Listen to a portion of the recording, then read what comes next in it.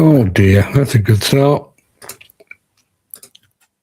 Good morning. Good morning. How the devil are you doing this fine day? Hope you're all fit and well. I think we've got a delay over in the chat at the moment, but good morning, everyone. How are you doing? I can tell you that Andy Darvell is here, and I have evidence. Bear with me one second. There we are. There's Andy.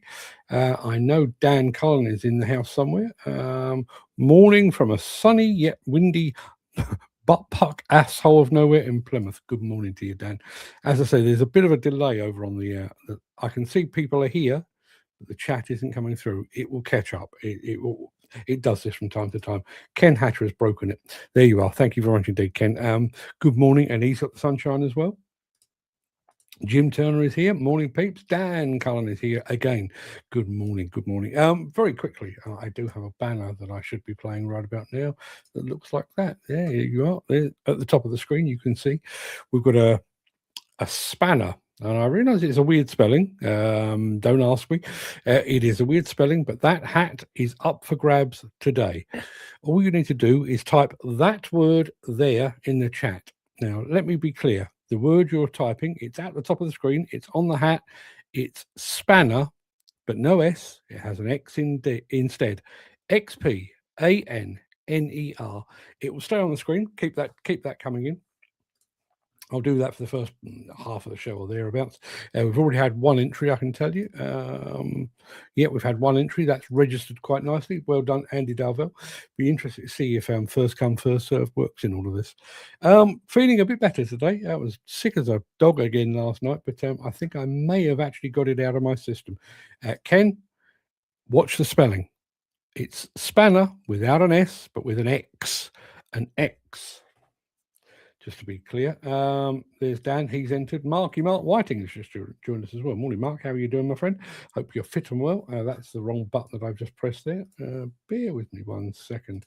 Let me try that one. There we are. That's fantastic. And Ken Hatcher, you've got it right today. Well done. You got your spelling correct. Now the mouse has decided to play silly buggers. Bear with me one second. It's all going horribly, horribly wrong. I can tell you we have 3 entries so far, which is a good start at this early in the show. Yeah, feeling a lot better today. Feeling very lightheaded.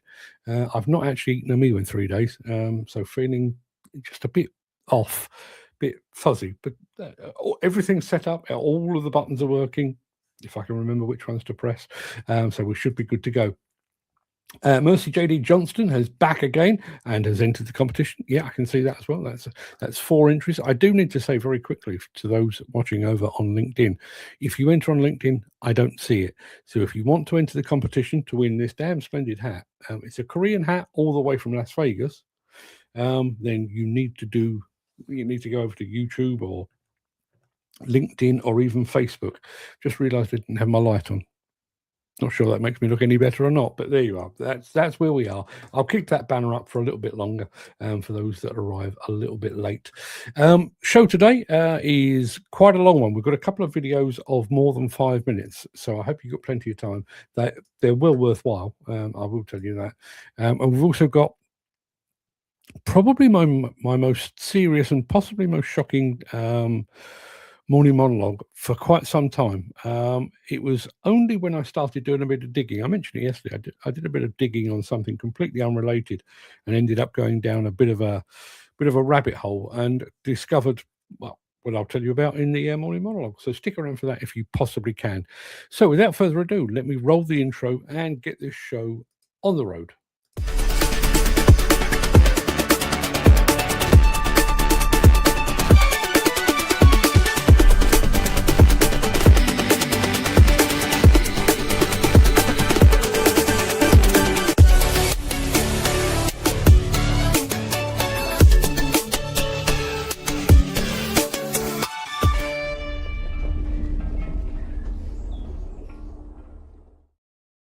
Yeah, Andy's taking the this morning's competition for the hat very, very seriously. You've got to ask yourself one question. Do I feel lucky? Well, do you, punk?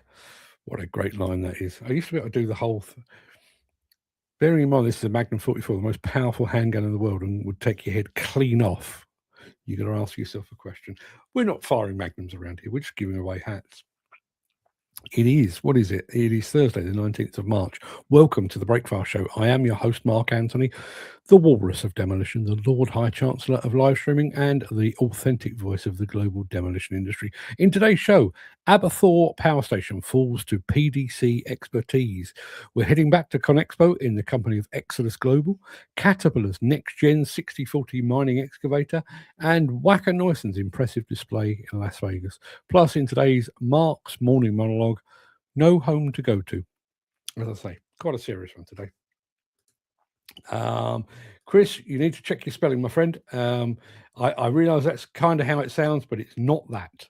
It's not that. It is, well, I tell you what, I'll make it easy for you. It's at the top of the screen, but that's the spelling you're looking for. That's what you need to type into the chat. And while you're doing that, I'm going to do this very quickly. Chris says, morning, all late again, back on the naughty step. No, not a problem at all. Ken is only 20 miles away from the power station we're about to feature. So did you hear the bang? It was only a day or two ago. Did you hear the bang, I wonder? And Chris Ford is now officially in the competition to win today's hat. And that black fella turns up twice in the film series as two different characters. Does he? I love stuff like that. I absolutely love stuff like that. Have you ever seen the one with the I think it's the Clint Eastwood film Kelly's Heroes? And there's all these people, you know, it's set in the Second World War, and there's all these people running around in military uniform.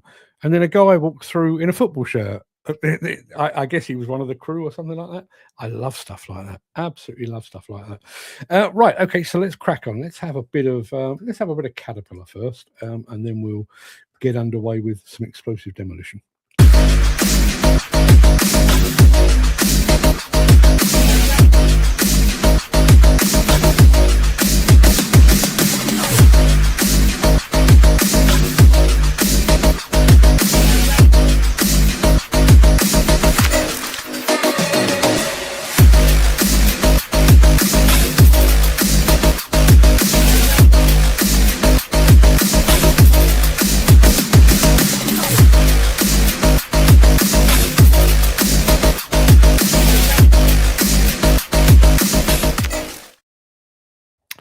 Going to check how we're getting on. We have 5 entries on our competition, which you can see at the top of the screen. I'm going to take it off the top of the screen just temporarily so you can see the first film nice and clearly when I can remember where that lives. There we are. That's better.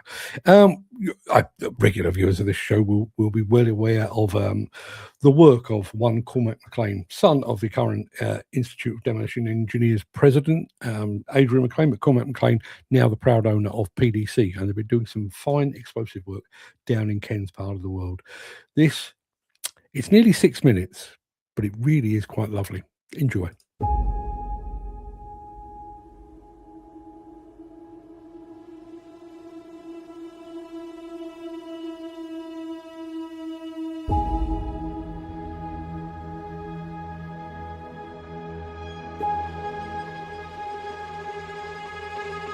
Behind me is the Aberthaw B power station, the second of the Aberthaw power stations which PDC has explosively demolished. I'm Cormac McLean, Managing Director of PDC Explosives Engineering. Tomorrow morning, after 1 year of work from my team and 4 weeks on site supervising charging and cutting, we will blow this structure down. Aberthaw represents the very best of British. Built in the late 60s, it powered Great Britain for over 40 years. My name's Andy Dyson. I'm a demolition engineer and operations director working for Irif Contractors. With the onset of net zero and decarbonisation, we are now here collaborating with PDC on behalf of our client, CCRE, with the use of explosives to demolish the turbine hall and de-aerator bay.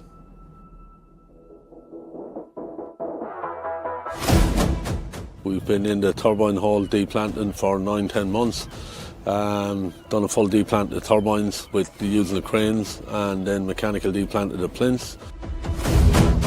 I'm Stan Smith, working for Irif Contractors here at Aberthaw. So we've then moved on to the enabling works for PDC to carry out a blowdown. So the DA floor was cut using floor saws, cut out with mini diggers, followed by the cutting to the engineering plan, and we are here now ready for or blowdown day. I'm Dean Thompson, explosive engineer for PDC, and I'm responsible for the blast design. To ensure stability during the preparation phase, we've used around 20 kilos of linear shape charges and 40 kilos of NG-based kicking charges to displace the legs. I've designed the pre-cut arrangement alongside the explosive engineers to ensure that we have a suitable collapse mechanism for the structure. I'm Ryan Munn, structural engineer for PDC. Whilst doing this, I'm responsible for ensuring that the structure remains stable whilst balancing explosive and structural risk. I'm Jeff Adderley for EPC UK. We've worked with PDC for a number of years now, but specifically we're here on this project looking to implement the latest generation of electronic detonators, the Davitronic fire system, a first for demolition. We've been here throughout the last few days, connecting everything up and ensuring all tests well, ready for the big day tomorrow.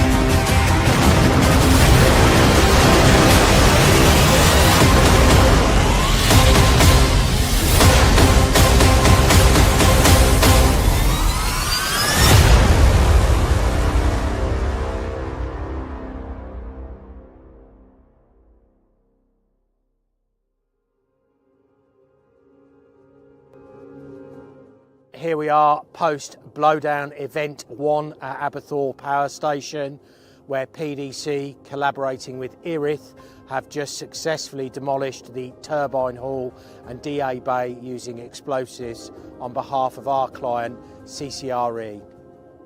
As you can see from behind me, the former roof trusses that form the turbine hall have all nicely failed on their north side and have come down into the basement, making for a nice easy clean up for our excavators. The deaerator bay on the right of me here has all failed very well away from the boiler house, leaving that structure undamaged in readiness for future explosive events here at Aberthaw Power Station. We're here after the successful blowdown of the Aberthaw DA bay and turbine hall roof.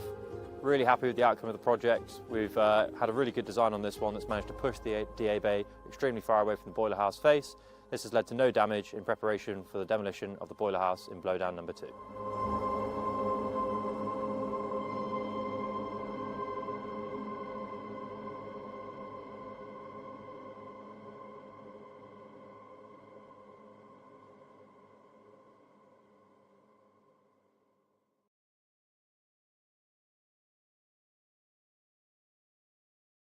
Congratulations to all involved. Fantastic job. Absolutely fantastic job. But I'm pleased to know that both Cormac McLean and Andy Dyson both been on this show in the past. I'm going to go back over to the chat and I'm going to say good morning to Gary Muirhead, who crept in while everyone was watching that video. Let's have a look. Dan Cullen saying that's some job. It certainly is. Is Andy Dyson anything to do with Dyson Hoovers? Do you know, I've never asked him. Next time I see him, I'll be the first to ask. There's Gary, just popped in there. Chris Ford saying, get your entry in, Gary. Dan's still favourite for the hat. That is the hat that is up for grabs today. If you would like to be in with a chance of that. More blowdowns to come. Cool. You should see if you and Fred can get there. Do you want to know how? Funnily enough, you know, I just mentioned Andy Dyson. He's only bloody watching. Morning, Andy. cracking job, mate. Cracking job. Top notch work. And just to show he's paying attention, no, he's not related, which is probably why he's still in Demolition. I guess if he was related to the Dyson family, he'd probably be supping a cocktail on a Caribbean beach by now. But instead, he's in the muck and bullets of Demolition. Good morning, Andy. Please pass on my congratulations to the Erith and the PDC team. I'll be speaking to Cormac anyway. But yeah, fantastic job. Yes, Dan, how's this for a kick in the teeth? There I am in Las Vegas 2 weeks ago. Loads and loads and loads of work to do. Really, I know I'm just wandering around with a camera, but loads of people to see and stuff to do. And I get a phone call to say it was CDI, Controlled Demolition Inc. over in the States, and they were blowing down a cannery about 10 minutes from where I was staying, but they were doing it at like 2:30 in the morning. And I had to make the decision: do I go to that and possibly screw up some of the paid work the following day, or do I give it a miss? And I gave it a miss. I was right there. I could have been at a Las Vegas blowdown, and I chose not to do it. Been kicking myself in ever since. And Andy Dalvell saying, excellent video and great blowdown. Yeah. I do like the fact that they took their time to tell the story on that. All too often, we feature blowdowns here, and it's 5, 4, 3, 2, 1, bang, bosh, down she comes. I think that gave an idea of exactly what goes into it. A year and 4 months in preparation. The design work that goes into it, the placing and the selection of the charges, really top notch. So congratulations, guys. Enough of my effusiveness. Let's crack on with a bit of this. If you are enjoying this episode, please consider supporting the show. You can leave us a tip at buymeacoffee.com/demolition news. Yes, I was just talking about ConExpo, and we're headed back there next with the fine folks at Exodus Global. 2 things on this video that I need to tell you. The guy that you're going to see talking is a guy called Kevin Boreen. He was one of my associates touring Italy last year. Middle of last year, we did the EDA study tour to Italy, and Kevin Boreen was one of my fellow passengers on that journey. But if you watch very closely, there's a guy at the beginning wearing shorts and a rugby shirt, an orange and blue rugby shirt. I'm going to say something now that I very rarely say. That's Fred, my son Fred, in front of the camera. You'll blink and miss him, but this is the video.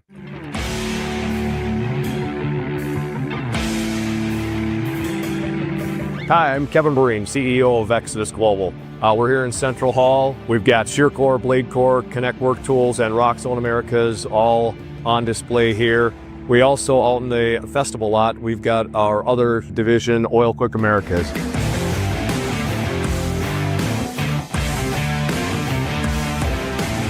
Exodus Global is based in Superior, Wisconsin. It has 5 divisions that operate underneath it: shear core, blade core, Connect Work Tools, Rock Zone Americas, Oil Quick Americas, all out of our facility in Superior, Wisconsin, as well as Cleburne, Texas, and Bellefonte, Pennsylvania. One of our core focuses at Exodus Global is hydraulic attachments for severe environments. If it is scrap demolition, if it is a hardcore extreme environment, we've got you covered at Exodus Global and all of our brands. So if you'd like to know anything more about any of these products, visit us online.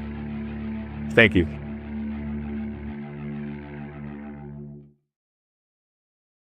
Thank you, Kevin. I find it quite surprising that we don't have something similar to that here in the UK.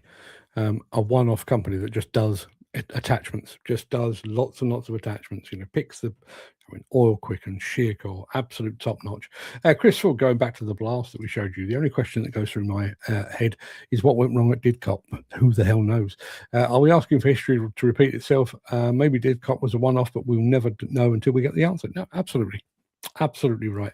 Andy Dalvell, just a small shear it's headed this way. That very model is going on a ship and it's coming to this country. Absolutely is. Well, Fred made his debut. Yeah, I'm sure he's probably taking a bow literally as we speak. We've got another longer film for you in a second. I think you'll agree that one's worth it as well. Back after this. Since the finance bill came into effect in April, the construction industry has seen a surge of fuel thefts. The rising cost of living has placed an additional risk of theft by employees and contractors, as well as opportunistic thieves. By using diesel dye and placing warnings of its use, you are sending a clear message that this is your fuel.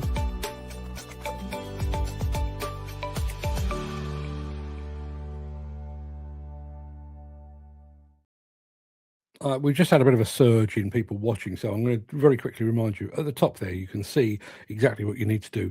This is the hat that is up for grabs. If you would like to win it, you just need to type that word into the chat. It's Spanner, but no S, it has an X instead.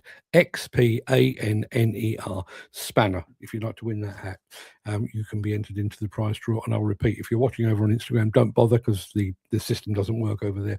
But if you're over here on Facebook, LinkedIn, YouTube, any of those, please enter away, and we'll be giving that away in the not too distant future. We're all, I think, familiar with the CAT 6040 mining excavator. I think we are. Good. Good guess, Andy. And Andy Dyson has just entered the competition as well. So we've got one more entry. So you've got a 6 in 1 chance of winning right now. Yeah, we're all familiar with the CAT 6040 mining excavator. Well, it's gone next gen.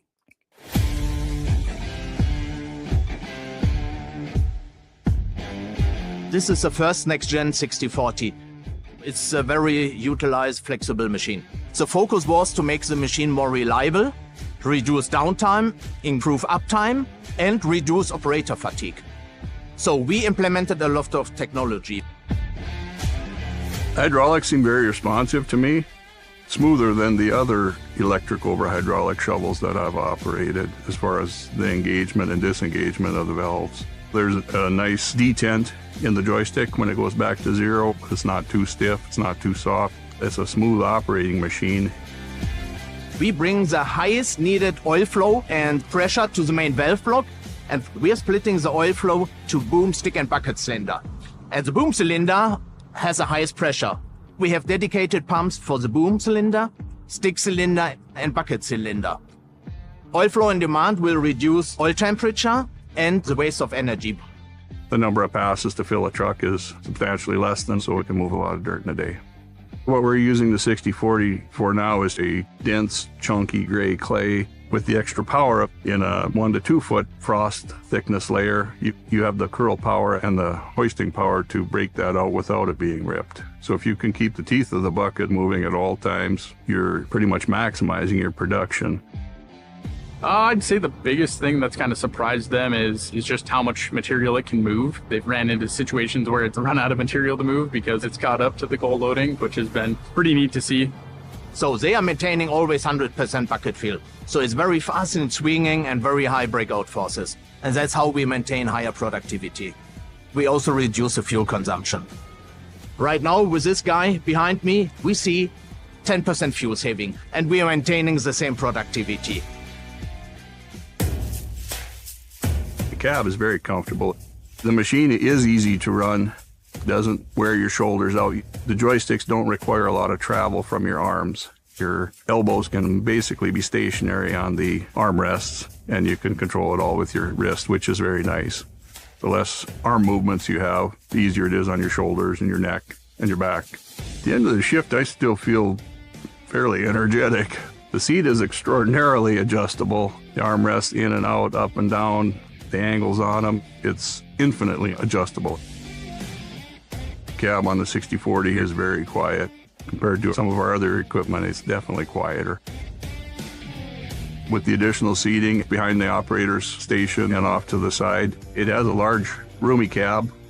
The operator trainer, he's sitting behind the operator, a little bit higher, more to the left. He has a nice shoulder view and an emergency switch. If there's an unsafe situation, he is pressing the switch and the machine will stop. We also have redesigned the board control system. The first monitor shows your engine temperature, engine speed, fuel data, everything you need. Monitor in the middle, it's a split monitor for vision and payload.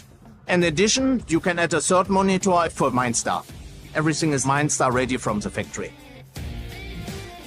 Visibility from the cab is actually very good. There really are no blind spots on it. 6040 has a window down below your feet so you can see your tracks in relationship to the house. That's a nice feature. There are 4 cameras mounted on the front and the back and the right and the left sides. You can bring up any camera individually. With the split screen, you can bring up 2 cameras at a time. And then if you turn the individual cameras off and put the Vision 360 on, it gives you a total overview of the whole machine and the immediate work area, especially so you don't swing into a truck or swing into a high wall or bank. There should be nobody walking up to the machine, but you can see them in the cameras if they are. The biggest downtime driver of a hydraulic mining shovel are electric wiring and hydraulic hoses. So we have improved both. If a customer has already large mining trucks from Caterpillar, large wheel loader, now they know how to maintain Cat electronics because it's the same system. Now everybody with a laptop can connect this to the ET and do the troubleshooting. We implemented Cat hoses to improve uptime. A standard industry hose can handle 500,000 impulse strokes of a pump, and our Caterpillar hoses, they can handle 1 million strokes of a pump. We also added hydraulic information systems. You have all details what you need for your grease lines for your hoses, and the dealer can have a container on site with every hose and coupling. You can cut and build your own hoses. So you don't have to get hoses from somewhere else. The main valve block is a very important part. Caterpillar made the decision to have the main valve block on the boom. In case of a leak, the operator can see this. If the main valve block is placed in the A-frame, nobody can see this. Bringing this shovel in was definitely pretty special. As we've really pushed on the performance piece, we've seen some pretty big gains. It was a team effort just to make sure that we were really prepared to support this machine for our customer. We sold the machine with a CVA. So they only run the shovel Monday through Friday, so being able to work out an agreement with the customer to do PM maintenance on the weekends was huge for the site. It was a real commitment from the dealer, and the dealer's been pretty well set up to support them, whether it's a shuttle truck to bring parts, having labor technicians available to help out as needed. The Cat 6040, I feel, is very impressive. I really do.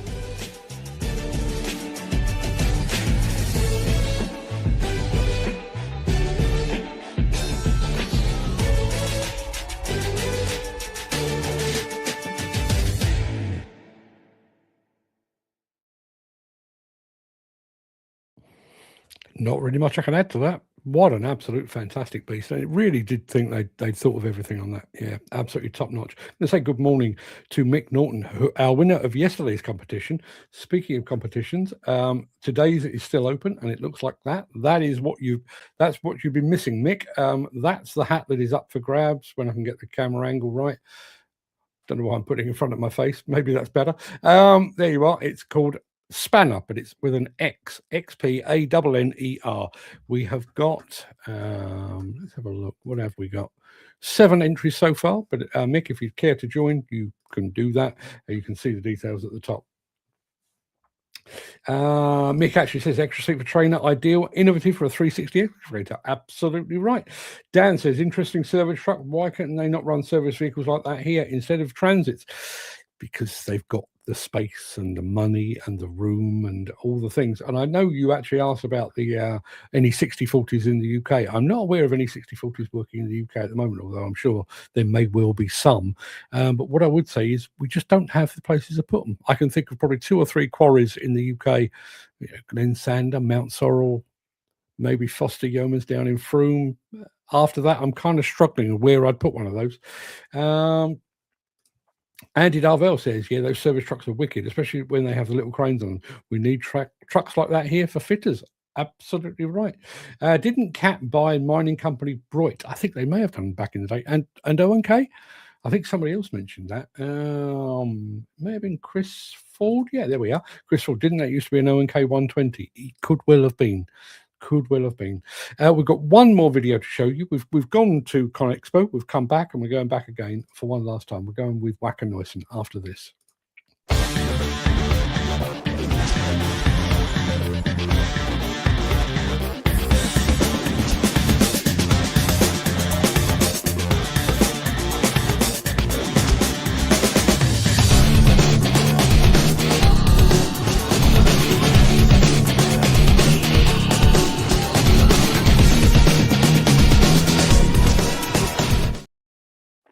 Yeah, Wacker put on quite a display in ConExpo in one of the halls.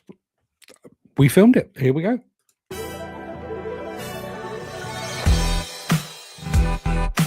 I really enjoy coming to ConExpo because it's a great chance for us to meet with our customers, meet with people who are looking for new suppliers, new solutions, different technologies.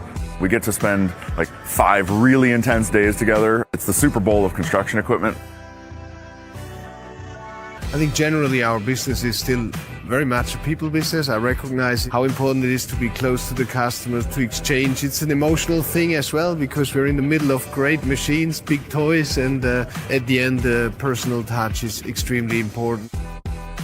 Yeah, we're living in a digital world, but still face-to-face interaction cannot be replaced by anything, because you can feel the vibe and you can interpret it differently. That's why face-to-face interaction, direct interaction on an exhibition like that is very much important and cannot be replaced by anything. That's why I'm happy to be here, and that's why it's important not only for me but also for Wacker Neuson.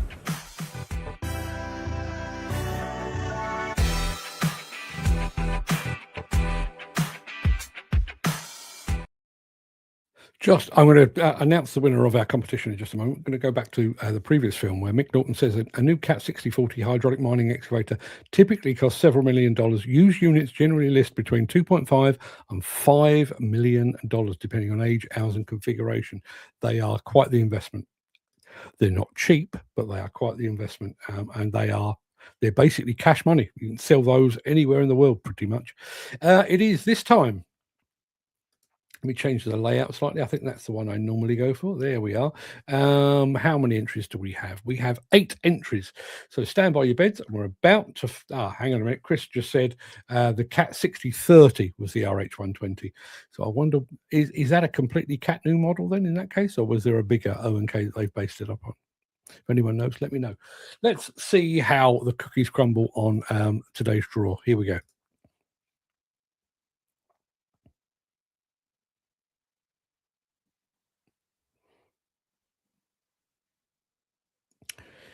It comes as no great surprise, does it? Dan Cullen, all the way down in Plymouth, has still managed to maintain his hat-winning expertise.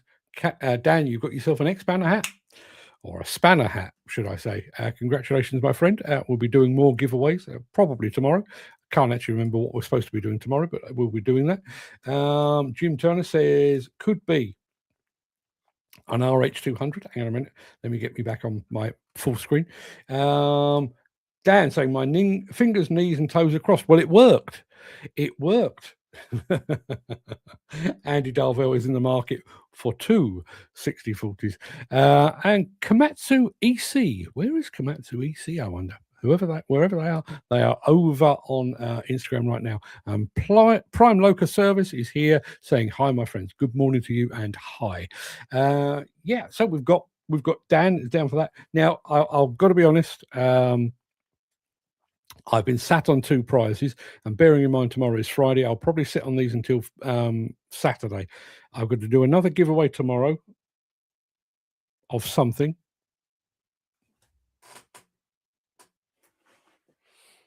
Anyone fancy that? And before you answer,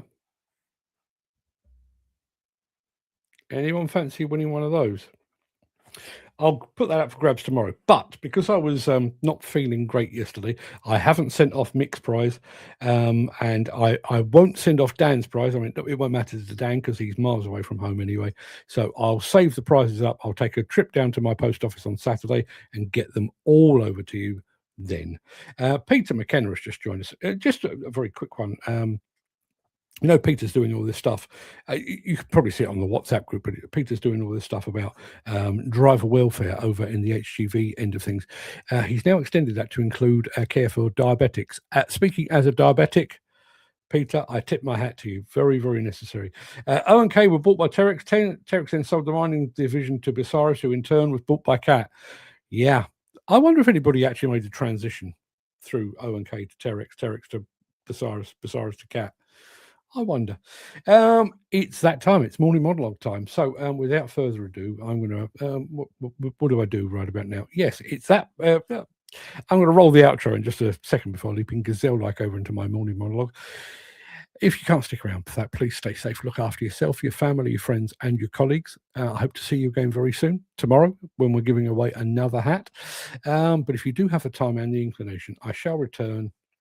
Hang on a minute, what's going on in the chat? Peter says thank you. Good. Yes, I'll return after this.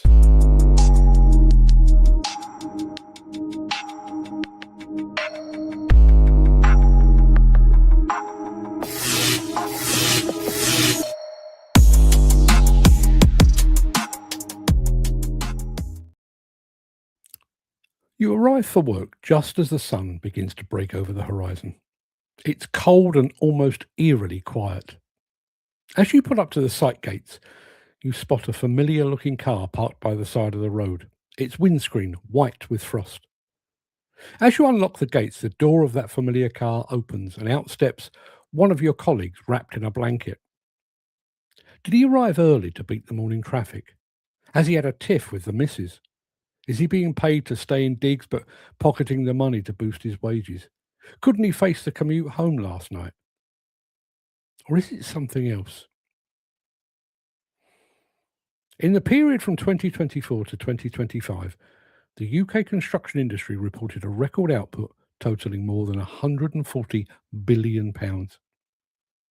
Directors and senior officers command huge salaries and receive multi-million-pound bonuses. Many of the UK's best performing construction companies pay handsome annual dividends to their shareholders. But the sweet life in the boardroom is being offset increasingly by a bitter aftertaste among the industry's workforce. With the cost of living rising, demolition and construction workers are finding it increasingly difficult to make ends meet.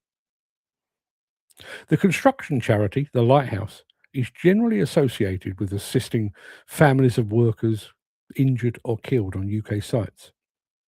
But increasingly, they're having to focus their efforts elsewhere. Over the past year, the charity has provided almost 6,000 emergency meals for the men and women in this industry and their families. That's a disturbing statistic, yet it's merely the tip of the iceberg. An increasing number of demolition and construction workers can no longer afford to put a roof over their heads. To put it bluntly, working in one of the UK's most vital industrial sectors no longer guarantees access to stable, secure housing. When we picture homelessness, the collective imagination often turns to rough sleepers on city streets, bodies huddled under blankets and cardboard boxes. But the broader, more insidious crisis is entirely hidden from plain view. In-work homelessness encompasses individuals who maintain active full-time or part-time employment, but lack a fixed, regular and adequate nighttime residence. They're swallowed by the system of temporary accommodations, which housed a staggering 131,000 households by March 2025. The sheer scale of this crisis is deeply alarming. Recent analysis by the Salvation Army identified 56,000 workers across the UK who were officially registered as homeless between April 2023 and March 2024. Strikingly, 32,000 of those individuals were in full-time employment, proving that even a standard 40-hour work week is often no longer sufficient to secure a basic home in the current economic climate. Within the demolition and construction trades, where work is inherently site-based, physically demanding and transient, workers are incredibly vulnerable. Because of the stigma attached to their situation, many construction workers deploy invisibility strategies.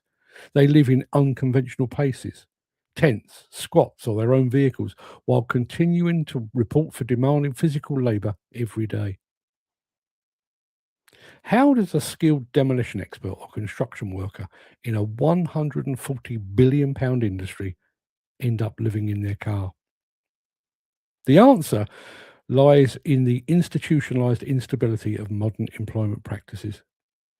The industry has a long history of casual labour, but the current era has weaponized this through the widespread proliferation of zero-hour contracts and umbrella companies. Umbrella companies frequently force workers into sham self-employment status, where they become liable for both employee and employer national insurance contributions, drastically reducing their actual take-home pay. Furthermore, holiday pay is often deducted, leaving workers with complex tax statuses and vastly reduced net incomes. Similarly, the use of zero-hour contracts, which offer no guaranteed hours and allow firms to demand or discontinue work at a moment's notice, has quadrupled in the UK over the past decade. This structural casualisation creates a catastrophic barrier to housing. To secure a tenancy in the private rented sector, landlords typically require 6 months of steady pay slips or a permanent employment contract as a prerequisite. Agency-based, subcontracted or zero-hour workers simply can't meet those rigid conditions, effectively locking them out of the housing market entirely.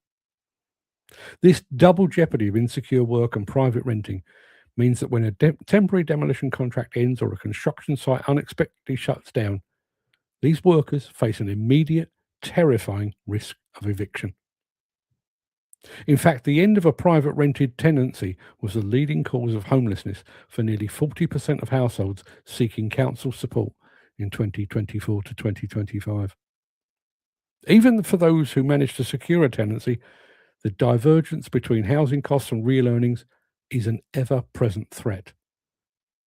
By 2023, the average home in England cost more than 8 times the average full-time salary, a massive leap from just 3.6 times in 1997. While construction materials and top-level revenues have inflated, these financial gains have absolutely not translated into housing affordability for the workers on the ground. With home ownership entirely out of reach, the private rented sector has become the default housing solution for the demolition and construction workforce. But rents have soared rapidly since 2020, while local housing allowance rates, which dictate housing benefit levels for low-income earners, remain frozen for several years. That freeze created a debilitating shortfall of approximately £100 per month for many working renters, slowly but surely pushing them into arrears and ultimately out onto the streets. Furthermore, the broader cost of living crisis has severely eroded any marginal wage gains. While the construction output price index grew by 3.4% in 2024, workers have seen the rising costs of fuel, food, and energy consume their paychecks. They're left entirely unable to save for the hefty security deposits and the first month's rent required to escape high-cost, low-quality temporary arrangements. The psychological devastation of this crisis can't be overstated. The demolition and construction industry is already battling a tragic mental health epidemic, with suicide rates historically surpassing fatalities from physical site accidents like falls from height. Housing insecurity acts as a massive multiplier for this intense occupational stress. Research highlights a statistically significant link between job insecurity and self-reported depression. Workers living in homelessness carry a pervasive sense of shame, forcing them into a dangerous silence. The daily physical toll of maintaining a professional facade while sleeping rough is immense. Chronic sleep deprivation linked directly to housing insecurity is thought to cost the construction industry an estimated £1.3 billion annually through lost productivity and heightened on-site accident risks. In addition, the lack of basic kitchen and laundry facilities in temporary housing leads to severe food insecurity. Apprentices and low-paid labourers frequently skip lunch to save money, significantly impairing their cognitive and physical site performance in an environment where a single mistake can be fatal. And there's a bitter, bitter irony in all of this. The UK government swept to power on the impossible promise of building 1.5 million new homes in the space of just 5 years. Now, there's a very strong likelihood that at least some of those homes will eventually be built by people sleeping in their cars because they can't afford a home of their own. Anybody encountered that? As I said, I was looking at something completely unconnected, and it took me down that rabbit hole. Anybody else have a colleague or a friend sleeping in a car or a van or a tent or a squat because they can't make ends meet? And I realise there's other factors outside. I mentioned in the intro there about the notion of having a falling out with the wife. Back when I lived in our old house, we lived opposite a country park, and walking the dogs there one evening and found a guy sleeping rough over there, probably 10, 15 years younger than me. And we got to talking, and what happened? How do you come to find yourself here? And he said in a very short order, he was made redundant. Redundancy left him basically out of pocket, hard up. And as a result, his wife left him. He couldn't afford the mortgage on his own. So he ended up out on the street. And it was the space of about 3 months, just the bottom fell out of his world completely. And I'd be interested to know if anybody else has experienced or know anyone that's experienced something similar. Dan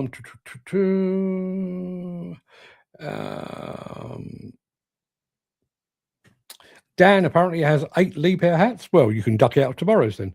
Have you had a look, Mark? Not yet. Didn't see Gary's name in the draw. It's his fault. Well done, Dan. I'd have given you the hat if I'd won. Dan is not allowed to enter tomorrow, as he already said. He has 8 Lee Bear hats now, and 9 would just be greedy. Yeah, absolutely. How refreshing to read today that Beard, a family-owned building firm, chose to donate. Yes, I saw this. They chose to donate 50% of its declared annual profit, £4.5 million, to regional charities instead of boosting shareholder dividends. Yes, Beard, I tip my hat. I mean, you don't get a whole heap of altruism in this industry as a whole, but 4.5 million to local charities. I think that's a fantastic thing, and if they are setting a benchmark for others, I think that's a fantastic piece of work. I'm going to keep the chat open for a little bit longer because of that whole thing about homelessness. I wonder how many people that affects. The problem with this, and this is one of those issues facing not just our industry but industry in general, because of the stigma that goes with potentially being homeless. Nobody's going to talk about it.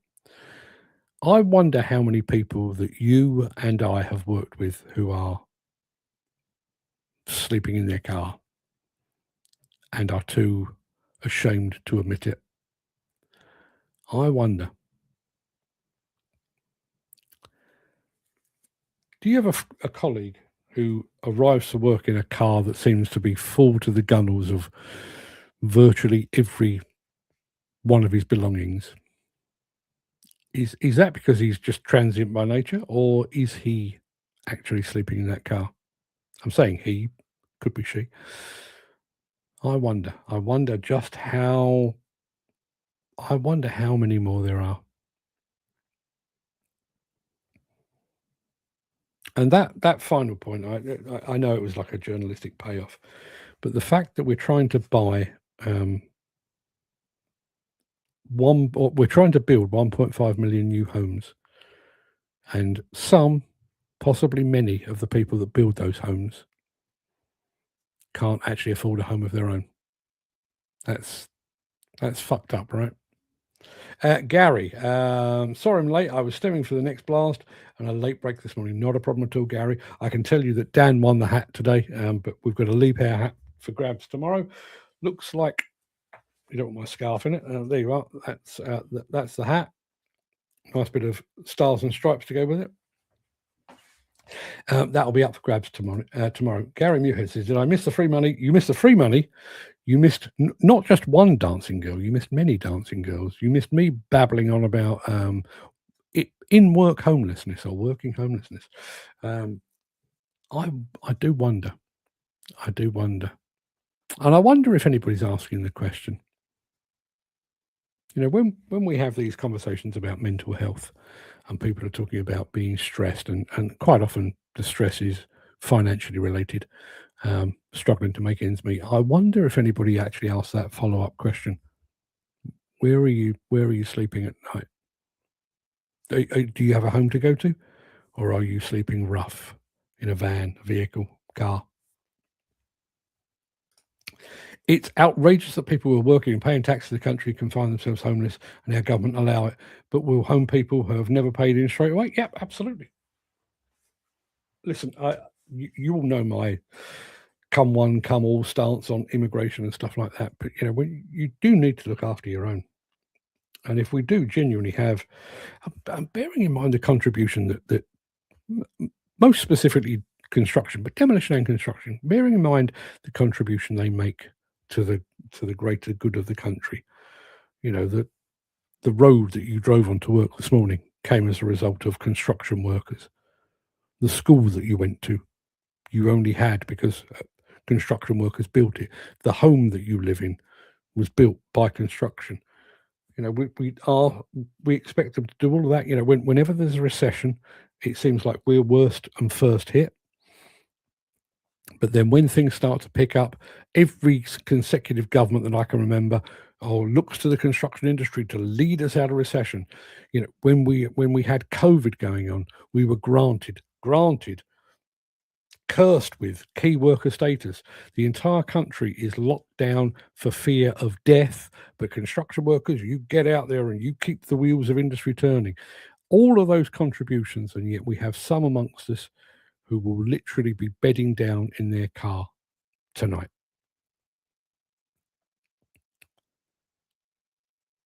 And I wish I'd known about this as a subject before. I always get this weird feeling around about Christmas time, partly because it's Christmas, but partly because it's fucking cold. I often go into London in the run up to Christmas, do a bit of shopping and stuff like that, and you see rough sleepers, homeless people on the streets of London. And London, it's not Glasgow, I grant you, but it gets cold. It does get cold. And I'm always left with that thing, how many blankets would it take to keep you warm on a London street or a Manchester street or a Newcastle street? And as I look out the window today, the sun's shining. But it was still cold last night. There are people that are forced through circumstance to sleep in their cars. It won't be warm. You can't keep the engine running, obviously. You probably need to have the window at least partly open to reduce condensation, which is letting the cold in. How uncomfortable, how cold, how soul-destroying is that? And then when all of that's over and done with, you wake up in the morning and you go to work and you put a brave face on it so that no one knows your circumstance.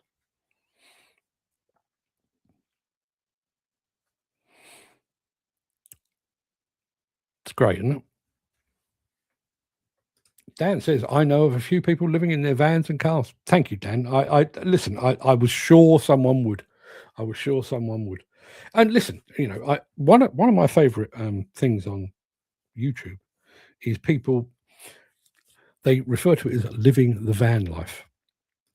I wouldn't want to live the van life here in the UK, but over in the States, where you see these people, they've got themselves a converted school bus or a nice RV or something like that, and they're trekking through Colorado, and it just looks like a magnificent, free-ranging lifestyle.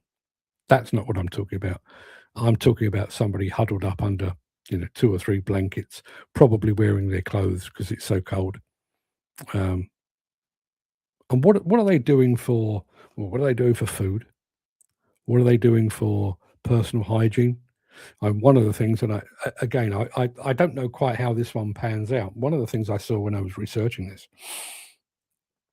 was that apparently some of these in-work homeless have a membership to a gym, so that they can literally go in of an evening, use the shower facilities, get themselves spick and span for the following day. Gym memberships aren't cheap, unless I don't know, maybe they go into the local leisure club or something like that. You know, we'll pay a fiver to go for a swim and have a nice hot shower while they're there. But what are they doing for food? How many is another one? And I've seen this firsthand. People skipping meals.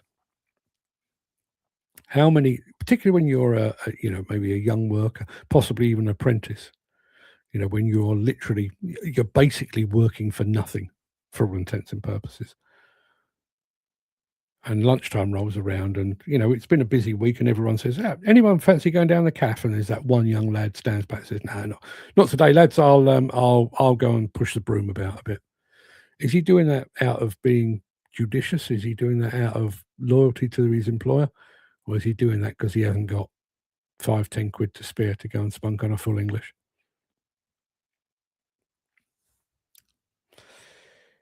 Dan said, I'll try that again. Dan said, I asked one guy if I could help. He declined, saying that there's more to it, as home problems, was kicked out by the ex-wife who cleaned him dry. Yeah.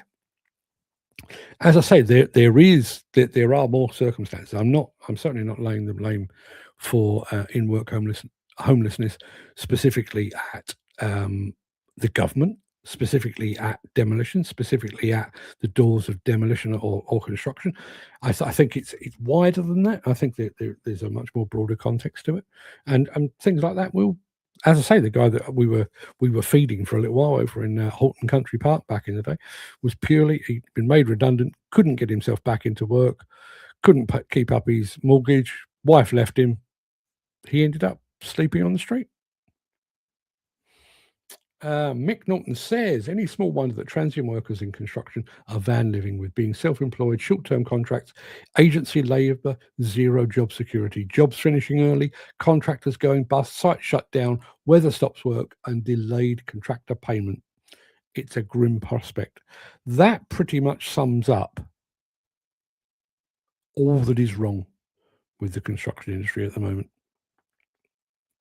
What I find remarkable, and I do have a bit of an axe to grind with agencies and what have you, but the way that we were sold that pup,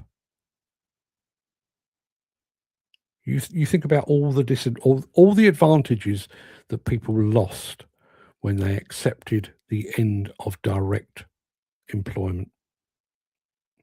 And let's say goodbye to Chris. He's off to a funeral. Hope all goes well. I never know what to say with people. People come back from a funeral. How was it? Well, it's a fucking funeral. It's probably not going to be a party, but I hope it goes well. And he says, I would happily live in an expedition truck like a converted Unimog or an old Foden 8x8 in America or Canada. Could be a cheaper way to move over there. Yeah, absolutely. Absolutely.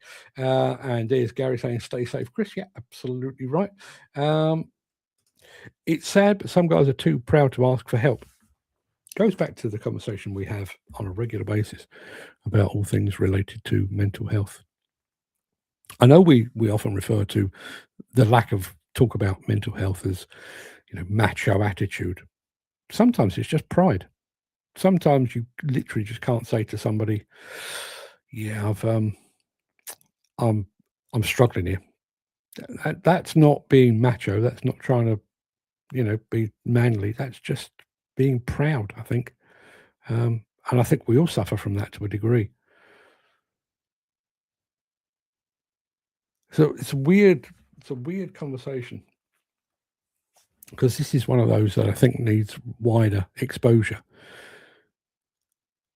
The problem, and I would, and I don't know how they would be watching or how they could be watching, but if somebody is sleeping in their car and working in demolition and construction, I'd love to hear from them, but I don't know how they would get to hear this show, if you see what I mean.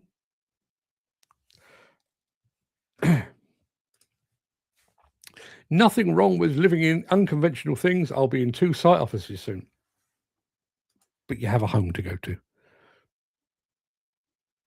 It's an unconventional home, I grant you, but it's a home. And what do you do with your time? Imagine you've worked a full day on a demolition or a construction site.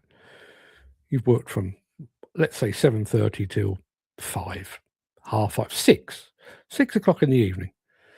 and you finish for the day.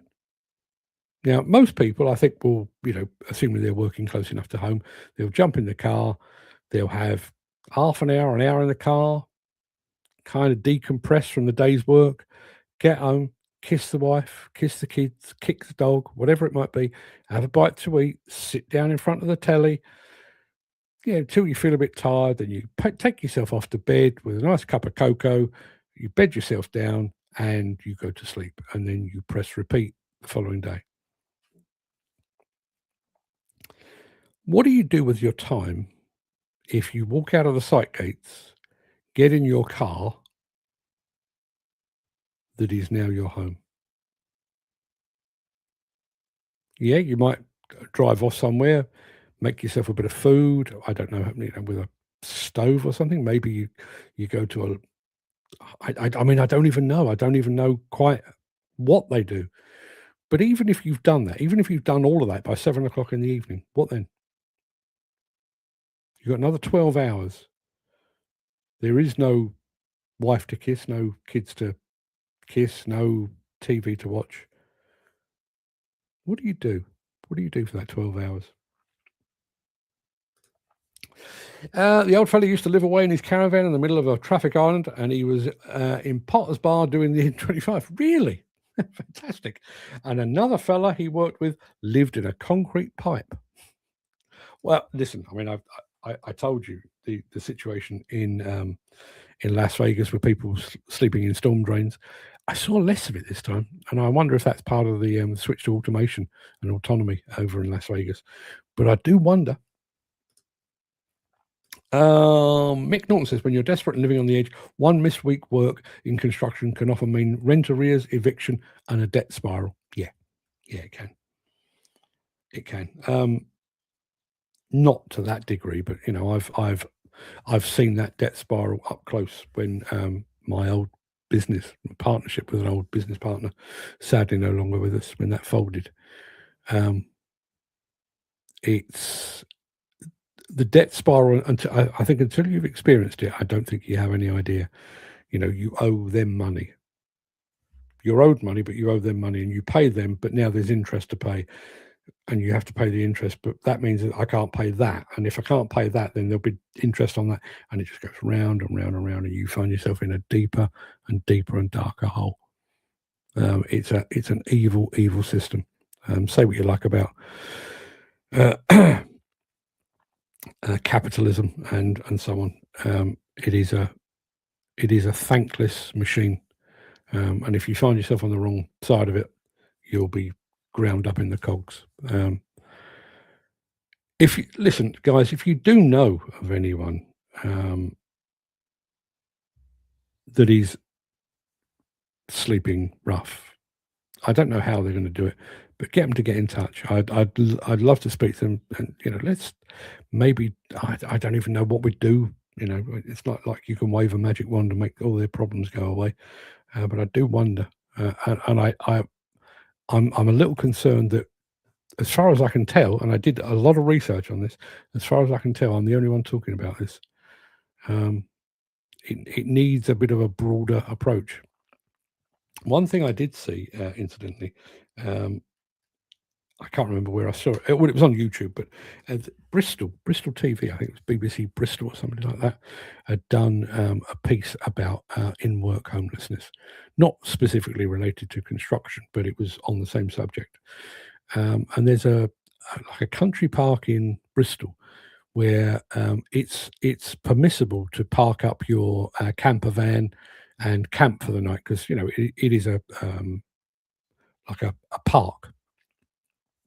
So you can park up, break out your barbecue, and jolly good time. And in the summer it gets quite busy. There's maybe 100 or 200 camper vans all doing the things. There's now 600, and they're there all the time. And that is people that are in work homeless. Jim Turner says, I'd say the concrete pipe would have been bigger and warmer than the little caravan. Caravans do get fucking cold, don't they?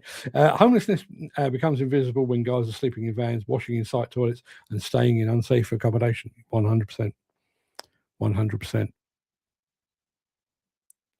And going back to your comment earlier about Beard giving away 4.5 million, I'm not expecting every demolition or construction company to provide for those that are sleeping in their cars, but I wonder how many would. If somebody could just set aside their pride for a moment and say to their boss, "I'm struggling here, mate. I'm sleeping in my car. Is there anything that we could do?" I complain about this industry quite a bit, but there are some genuinely good people in this industry. I wonder if some of those people could be helped just by asking the question or admitting they have a problem. Gary says, even just talking would help these people, let them know they're not alone. Yeah. Well, there you are. I mean, listen, guys, you are all closer to the coalface than I am. I sit here in my ivory tower babbling on for hours on end, but you are working with our working men and women. If you know any of those that are sleeping rough or sleeping in their cars or their vans or are struggling, get them to get in touch. I don't know what I can do, but I'd like to think we could do something. Andy Thornton says, just shows mental health in this industry is not isolated. It has to be part of the bigger picture. Yes, it does. Yes, it does. And again, the whole thing goes full circle. We've said this before. If you are not, if as a result of paying, you're not paying rent because you're sleeping in your car, and you have possibly 12 hours each night to fill, and you're feeling lonely and depressed, surely there is a greater temptation at that point to seek comfort in drugs or alcohol, which just starts the entire cycle all over again. Mick Dalton says, when mental health collapses, housing is often the first thing to go. Yeah.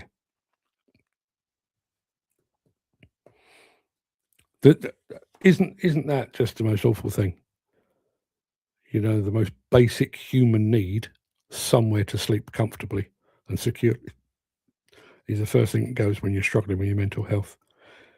I realise this is a really weird analogy to draw, but I can't remember, is it Sheffield United or Sheffield Wednesday, one of the football teams, was found guilty of some sort of financial impropriety, and they were deducted points.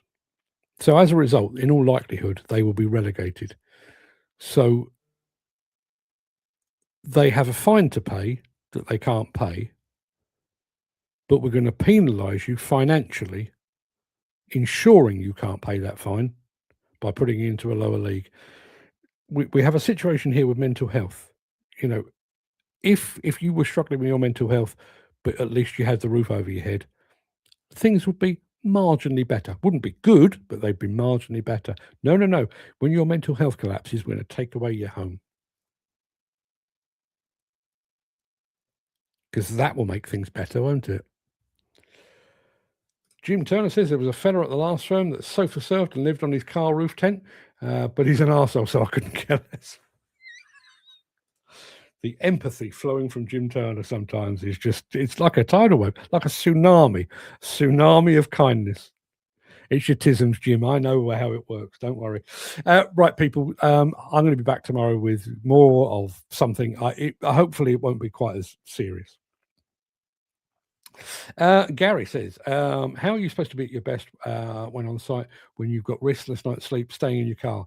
Accidents will be on the rise. Yes, they will. Which, again, going back to the point that I made about employers, if you were sleeping in your car and you did actually bother to go to your boss, maybe they would look at that as part of it.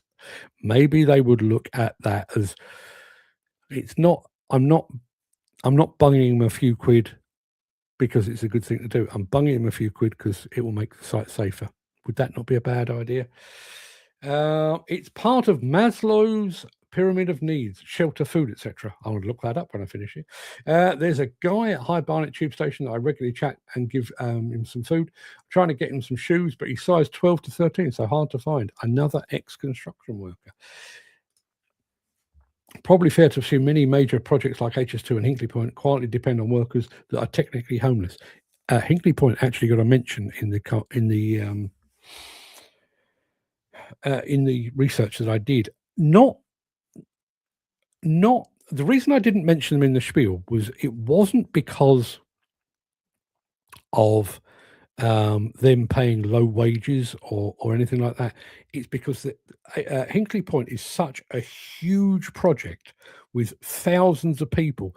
Basically, the thousands of people have swallowed up all of the digs, the Airbnbs. They've swallowed up all of the sensibly available housing in that area, to the point where you've either got to commute for 2 hours, which is not ideal, or people are choosing to sleep in their cars, in their vans, in tents, and so on down the line. But it's a good point. It is a good point. And I, when we plan, you got me going again. I was about to sign off, but you got me going again. When we plan a major project like an HS2, a Hinkley Point, the Channel Tunnel, whatever it might be, where you're talking about a real big draw on workers, where you're talking not about hundreds of workers, but potentially thousands. By the time you factored in subcontractors and specialists and everything else, you're talking about thousands of men and women that are required on a particular site at a particular time.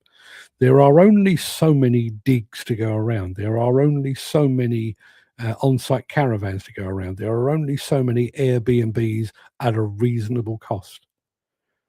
When we're planning those jobs and we're thinking about how much concrete it will take, how many bricks we need, how much tarmac will be required, how much equipment, what is the best loading match between ADT and excavator, when we're thinking about where we're going to store the lubricant, when we're thinking about where we're going to keep the fuel and how much fuel we're going to need each day, when we're thinking about all of that, is anybody thinking, where are these poor fuckers going to live? Is anybody doing that? Or is that another of those things that construction and demolition sees as not my problem? You want a job?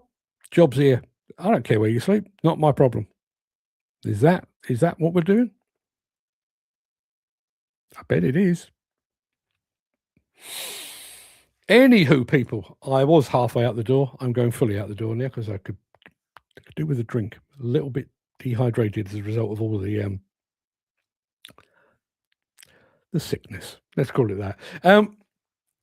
Back tomorrow, 10 a.m. for yet more of the same, and then a very welcome weekend. Andy Thornton says, "Good talk." Thank you very much indeed, Andy. That's what we do here. On the face of it, this is a live stream where we play videos. The truth of the matter is, we sit around and we put the world to rights, and that's what we're doing today. People, have a fantastic day. I'll see you. Hang on a minute. The fellow I spoke of is a work-shy blagger. I'd have sacked him in a heartbeat. Empathy are us. Jim Turner. Thank you. See you tomorrow.